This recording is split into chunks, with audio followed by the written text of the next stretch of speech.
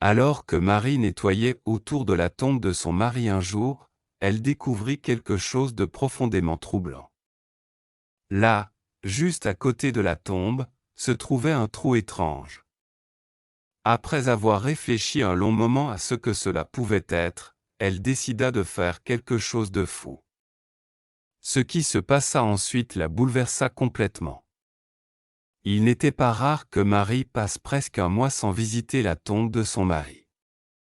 Il n'avait jamais été très riche, donc le travail était une priorité. Il avait demandé à être enterré dans le nord de l'État, avec sa famille, dans un vieux cimetière, ce qui rendait les visites difficiles. Mais elle faisait un effort malgré tout et après tout, elle l'avait beaucoup aimé. Heureusement, elle avait ses lundis de congé au restaurant où elle travaillait, et elle profitait souvent de cette occasion pour aller le voir. Un lundi en particulier, elle se rendit dans le nord de l'État pour visiter la tombe d'Henri. Il faisait froid et sombre, l'automne arrivait. Quand elle vit sa pierre tombale, elle se sentit immédiatement honteuse. L'herbe avait énormément poussé, accompagnée de mauvaises herbes horribles. À côté des autres pierres tombales, celle d'Henri semblait en ruine. En plus de l'herbe, il y avait des tonnes de feuilles tombées de l'arbre qui surplombaient la tombe. Il allait falloir beaucoup de travail pour nettoyer les lieux, c'était certain. Mais cela ne dérangeait pas Marie. Elle connaissait les horaires de bus par cœur. Elle prendrait simplement le dernier bus de l'après-midi une fois terminé. Elle posa son sac, sortit ses outils de jardinage et se mit au travail pour nettoyer la zone. Elle commença par ramasser les feuilles. En ramassant un tas près de la pierre tombale, elle remarqua un trou d'aspect étrange. Elle s'en approcha pour regarder de plus près et constata qu'il était assez profond. En fait, elle était presque sûre qu'il était aussi profond que la tombe elle-même. Ce n'était pas un petit trou non plus, l'ouverture était assez large. Sa curiosité se transforma rapidement en une sensation d'angoisse. Le trou était un peu trop proche de la pierre tomba à son goût. Elle craignait même qu'il ne descende trop près du cercueil. Elle alla chercher le gardien du cimetière et lui montra ce qui l'inquiétait. Il jeta un regard rapide, puis la rejeta d'un geste, disant que ce n'était sûrement rien. Il lui assura qu'il prenait le plus grand soin des tombes et que rien ne pouvait déranger les personnes enterrées. Marie restait loin d'être convaincue. En voyant l'état général du cimetière, elle avait du mal à croire que cet homme s'occupait bien de tout.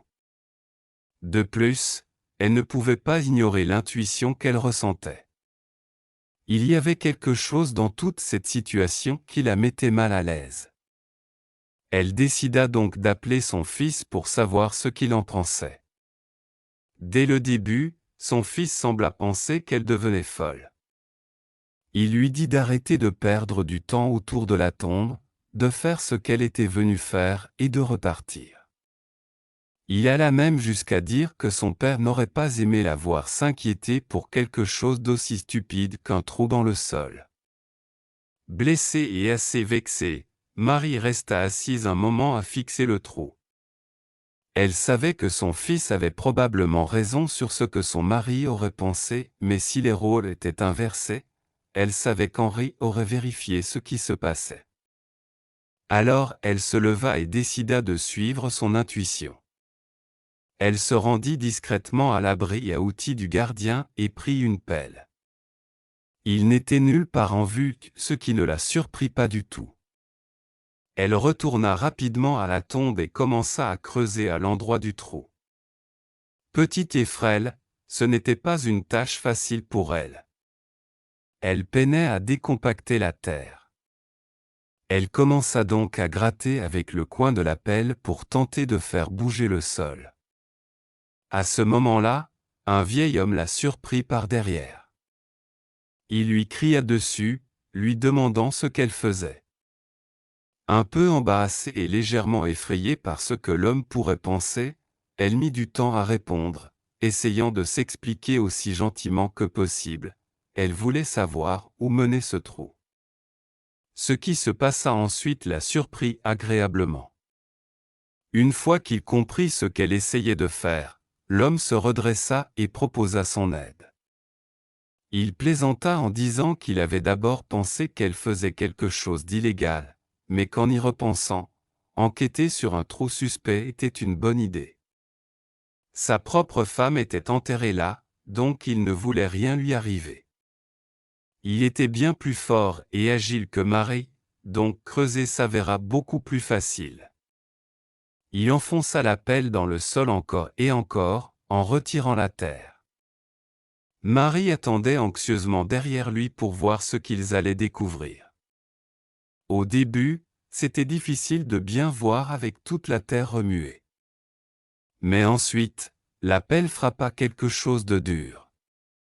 Le bruit sourd fit monter le cœur de Marie dans sa gorge, ce n'était pas bon signe.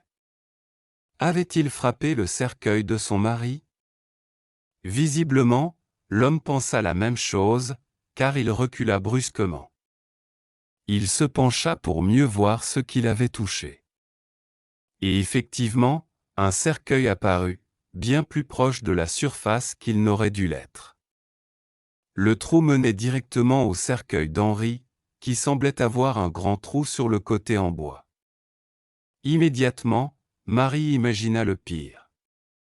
Elle était persuadée qu'il s'agissait d'une histoire comme celle qu'elle avait récemment lue, avec des pilleurs de tombes profanant les morts pour quelques objets. Le marché noir regorgeait d'histoires comme celle-ci. Effrayée par ce qu'elle pourrait découvrir, elle demanda à l'homme d'arrêter. Elle appela alors la police, expliquant rapidement ce qu'ils avaient trouvé. Les policiers arrivèrent rapidement et commencèrent à enquêter. Ils durent faire venir une pelleteuse pour extraire le cercueil. Naturellement, Marie était bouleversée. Lorsqu'elle avait mis son mari en terre, elle ne pensait pas devoir le ressortir, certainement pas un an plus tard. Quand ils remontèrent le cercueil, le trou sur le côté était clairement visible. Mais il y avait quelque chose de particulier dans sa forme. En regardant de plus près, la police remarqua quelque chose d'étrange. Sans rien dire à Marie, ils firent venir un spécialiste pour confirmer leur hypothèse. Dès qu'il arriva, il confirma immédiatement ce qu'il pensait. Il s'avéra qu'un rongeur avait creusé autour de la tombe d'Henri et avait réussi à ronger le cercueil. Cela s'était produit pour deux raisons. Premièrement, la famille avait enterré Henri dans un cercueil en bois de pin très simple, par manque de moyens. Deuxièmement, bien plus grave, le spécialiste conclut que le cimetière ait bâclé les procédures d'enterrement. La tombe aurait dû être creusée plus profondément et mieux scellée, pour éviter ce genre de profanation. Quand on annonça à Marie ce qui était arrivé au cercueil et au corps de son mari, elle resta sans voix. Elle avait su que quelque chose clochait. Elle s'effondra immédiatement, incapable de bouger. Son pauvre Henri avait subi une telle horreur, à cause du personnel négligent du cimetière.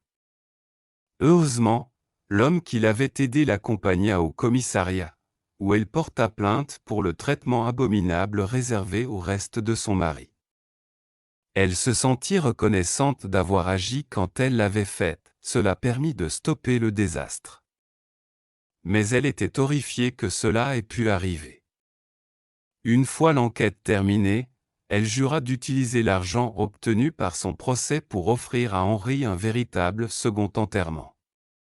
Elle avait besoin de savoir qu'il avait été honoré correctement, et cette fois, elle le ferait enterrer plus près de chez elle, pour pouvoir lui rendre visite plus souvent. Cela prouve bien qu'il vaut mieux faire confiance aux bons établissements, et suivre son instinct. Pouvez-vous imaginer à quel point Marie a dû se sentir mal? Que auriez-vous fait si vous aviez vu ce trou? Dites-le nous dans les commentaires ci-dessous. Merci d'avoir regardé. À la prochaine.